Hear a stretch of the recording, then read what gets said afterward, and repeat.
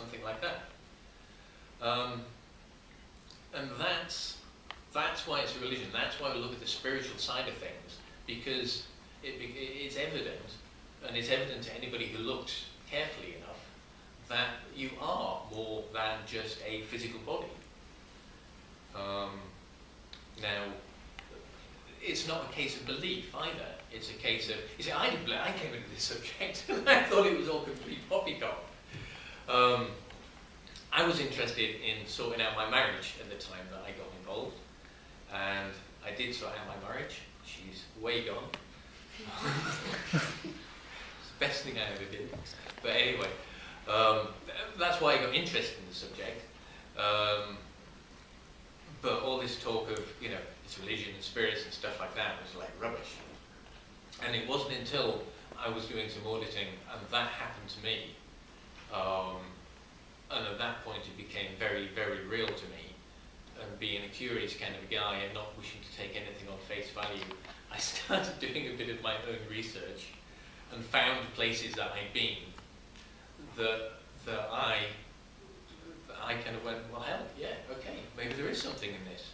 I mean, actually, why the hell shouldn't there be? Nobody's ever disproven it, and I've just seen an awful lot of evidence, of my own evidence, that this does happen like this. So,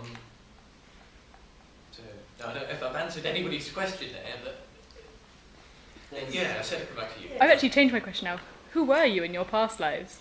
Also, Do tell us, Which one? What's the most interesting one, the most exciting one? What's the one you were most excited? Were you a famous person in the past? I mean, what's the one you remember, I don't know, most fondly or with most horror? What was your worst or your best past life?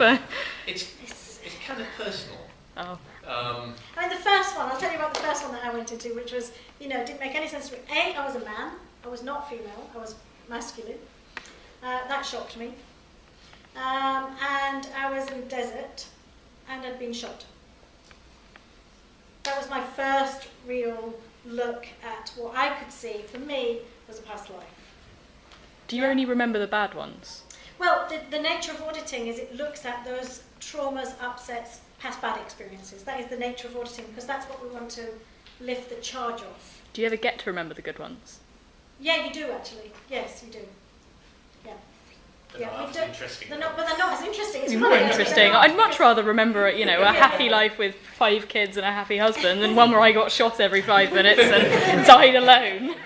But those are the ones that can affect you now, you see. So that's obviously what we're looking at, is relieving those. Yeah.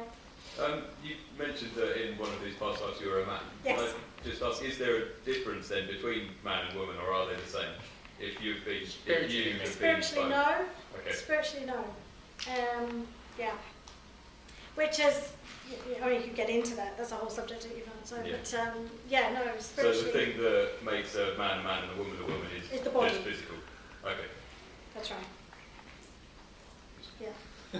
What makes you believe that your memories are genuine memories and not something that's been created by the brain? And I mean, the reason I ask that is, out-of-body experiences. People have out-of-body experiences and they say it absolutely happened. That's right. I don't know if you're aware of the research that's been done with that, where they've put things on top of wardrobes in hospital rooms. Oh, really? No. And without telling the patients. So the patients say, I floated out my body and I looked around and I saw the top of the wardrobes.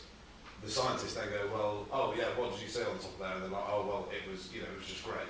Where actually they've painted a big red sign that says, oh, you are actually having it out. I don't know what. The truth is, when you're out of the body, it's not necessarily, unless you've had a lot of auditing, and there is some precise auditing, some specific auditing, which actually, the end phenomenon of that is that you are outside of the body.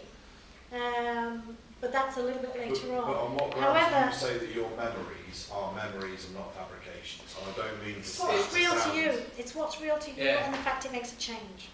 It's a bit like, it's very you can probably remember what you had for breakfast this morning. Yes. Now, no. He's had a busy day. How do you know that that's really what you had for breakfast this morning? You've got but you do have a degree of certainty on it, don't you? Well, yeah. Or maybe not. It's the same kind of reality. But there is a certain degree of argument that says, well, if I had an awful lot of trouble with my leg before, and after doing this, I now no longer have trouble with my leg, does it really matter? Yes. If you say that there's been lots of research done about all this auditing and Yeah. past Yeah. lives, and it's been proved and things, how is it only Scientologists believe in it? Why does no one else try? Well, no, Lots of people do. Yeah.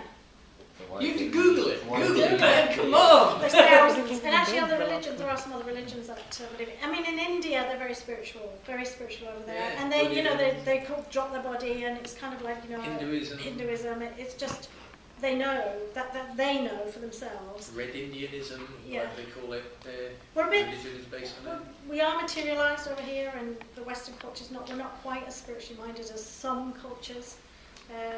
And lots of other cultures do absolutely have that without any question, actually.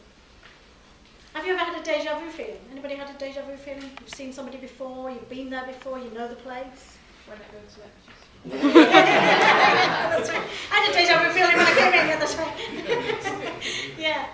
What are the 8 dynamics? 8 dynamics, okay, there's you. So that's the first. So a dynamic, first of all. Oh, yes. Right, we'll start at the beginning. That's fine, go ahead. Your dynamic, when we talk about dynamic, we mean your urge to survive. Yeah, everybody has a will to live, an urge to survive. That's what you do. It's the one thing that everybody has in common. Now you can take that overall urge to survive and you can split it into 8 separate urges. Yeah, you have an urge to survive for yourself as an individual. Yeah, you eat, you stay healthy, you go to the gym, you drink lots of beer. So these urges are usually fairly strong and usually fairly sane. Occasionally they go a bit skewy. You start pumping yourself full of drugs and that urge to survive is not so strong on that area. But that's your first dynamic. Your second dynamic is your urge to survive through procreation. So to get a mate and to have children and to raise a family and to survive that way. Your third dynamic is your urge to survive as part of a group, because people survive better when they group together. That's why we live in towns and villages and not all on our own. That's why we work in factories, so we can build things we can build on our own. People group together because they survive better like that. And people Your want atheist group would be a- their group to survive. They will put themselves out in order for their group to survive. Like, a country is a group. People will go to war and they'll sacrifice themselves and things because they want their country to do well.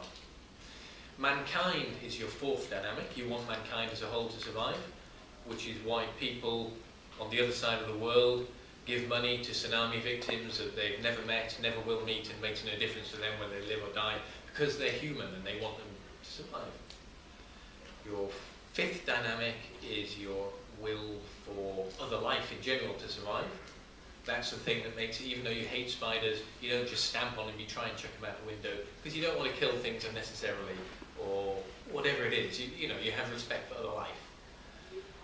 Sixth is your respect for the physical universe, the state of the world around you.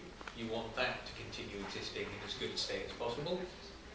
Your seventh dynamic is your urge to survive on a spiritual level.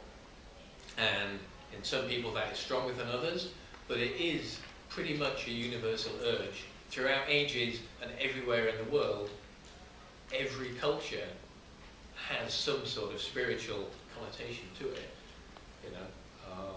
It's actually very unique. The Western culture,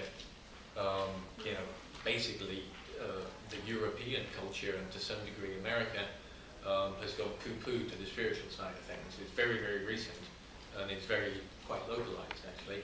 So amongst people in general, people have an urge in that direction to survive on a spiritual level. And your eighth dynamic is your urge to survive it's described in Scientology as infinity, but it can mean the allness of everything, the prime mover and move, God, whatever you want to call it, whatever you see it as. It's not defined any further than that. It's just recognized that people have an urge in that direction. So that's your 8 dynamics. Now, what we do, the tenet of Scientology is any decision you make is the the biggest number of dynamics it's helped